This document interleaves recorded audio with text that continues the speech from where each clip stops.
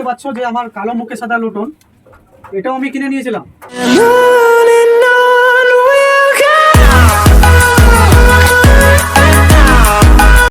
আজকে তোমাদের সামনে একটা নতুন ভিডিও দিতে চলেছি।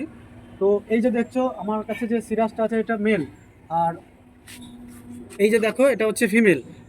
এরা এক জোড়া বাচ্চা দিয়েছে, এর আগেও অনেকগুলো বাচ্চা দিয়েছিল। যে বিষয়টা তোমাদের বলবো সেই বিষয়টা তোমাদের এখন আমি বলতে যাচ্ছি এবং দেখাবো এদের বাচ্চাগুলোর কন্ডিশন কী। এই দেখো সিরাজ দুটো বাচ্চা দিয়েছে, একটা বাচ্চা কত বড়, একটা বাচ্চা ছোট।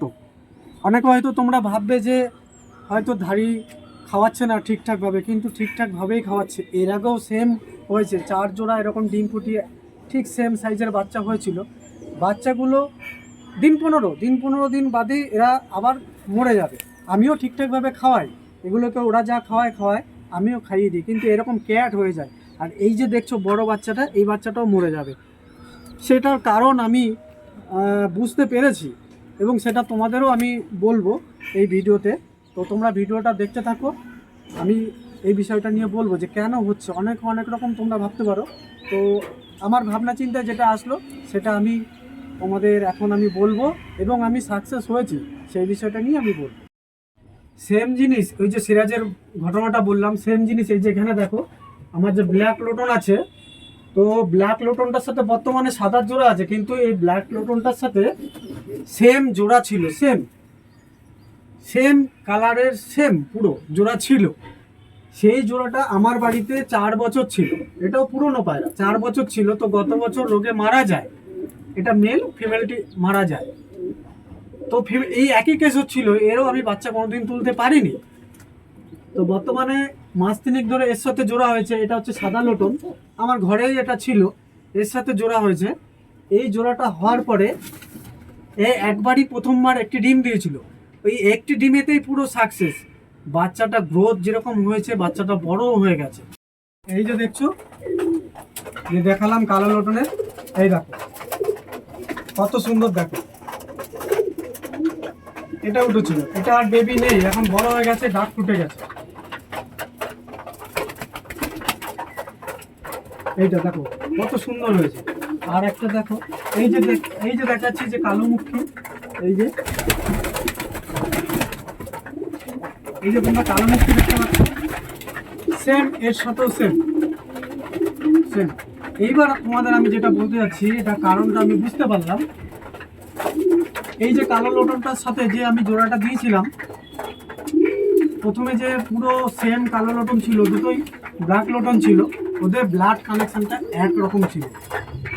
বুঝলাম এদের যে ধাড়ি জোড়াটা ছিল তাদেরই দুটো ডিমের বাচ্চা ছিল, ওই দুটো কালো লোটনের বাচ্চা, যার কারণে ব্লাড লাইনটা এক হয়ে যাওয়ার কারণে এদের বাচ্চা ঠিকঠাকভাবে উঠছিল না। কোনো সময় হ্যান্ডিক্যাপ হচ্ছিল, ডিম ফুটে বড় হচ্ছিল, কোনো পায়রা খেতে পাচ্ছিল, তারপরে মরে যায়, কোনো কারণ নেই, বিনা কারণে মরে যায়। তো ব্লাড লাইনটা যখনই আমি চেঞ্জ করলাম, ব্লাড লাইনটাকে আমি যখন আলাদা করে দিলাম, তারপর থেকে আমার বাচ্চা ঠিকঠাকভাবে উঠছে। তো আমি এখন এই যে তোমাদের দেখালাম, ওই মুখিরও আমি দুটোকে আলাদা করবো, ওরও ব্লাড লাইনটা এক, ওই দুটোকে আলাদা করব। এই যে দেখতে পাচ্ছ যে আমার কালো মুখে সাদা লোটন, এটাও আমি কিনে নিয়েছিলাম।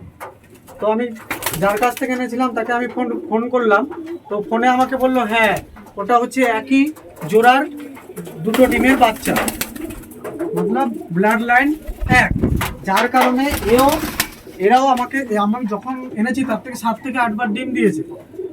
একই কেস এদের সাথে, আমি একটাও বাচ্চা তুলতে পারিনি।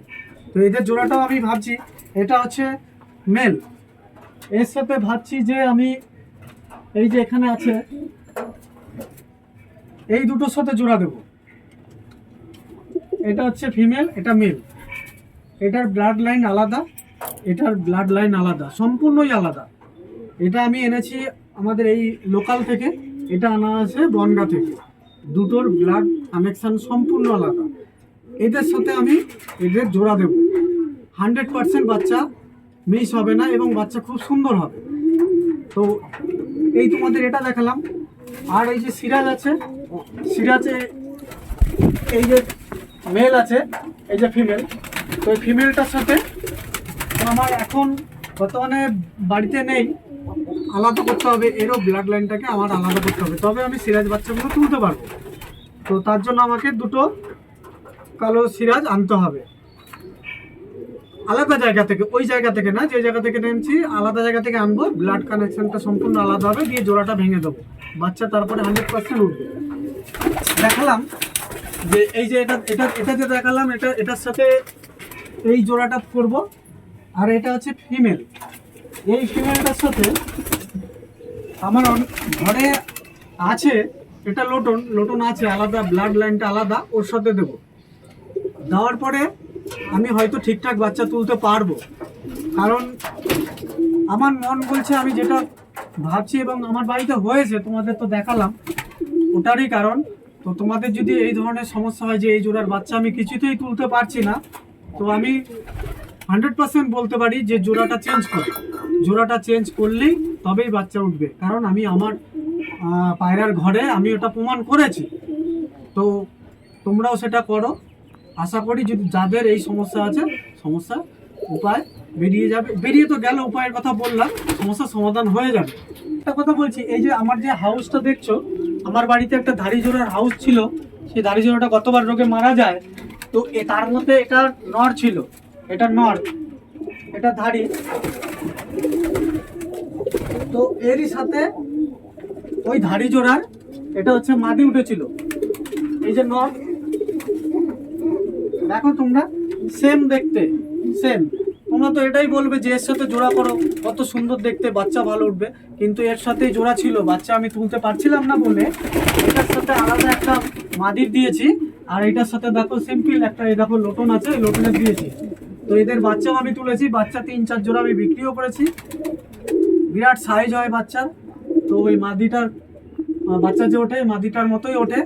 তো আরও আছে, আমি বাইরে, তোমাদের এখন বাইরে বেরিয়ে গেছে পায়রাগুলো, আমি দেখাতে পারতাম এদের বাচ্চা, আর এদেরও বাচ্চা উঠেছে। যখন আমি জোড়া চেঞ্জ করলাম একদম সাকসেস, কিন্তু যখন এদের সাথে জোড়া ছিল, ব্লাড কানেকশনটা এক ছিল, আমি বাচ্চা তুলতে পারছিলাম না। তো তোমাদেরও যদি এই সমস্যা হয়, তোমরা এটা করে দেখতে পারো। এই যে দেখতে পাচ্ছ, এই যে এই পায়রাটা, এটাকে কি বলবে, এটা কিন্তু সিরাজের ক্রস। আমি এই যে ফিমেলটি ছিল, ফিমেলটি কোনো কারণে অন্য একটি পায়রার সাথে বিট নেয়, যার ফলে এই বেবিটা ওঠে, এদেরই উঠেছিল, তার মানে ব্লাড কানেকশনটা আলাদা, তাই এই বাচ্চাটা সঠিক উঠেছিল। এই দেখো কত সুন্দর বাচ্চা উঠেছে, এই বাচ্চাটা উঠেছে। তাহলে এখানে সিম্পল বোঝা যাচ্ছে ব্লাড কানেকশন আলাদা করলে তবে এদের বাচ্চা ঠিকঠাকভাবে উঠবে। এখানেই শেষ করলাম। তো ভিডিওটা দেখার পর অবশ্যই একটা লাইক দিও এবং চ্যানেলটাকে সাবস্ক্রাইব করো। বাই।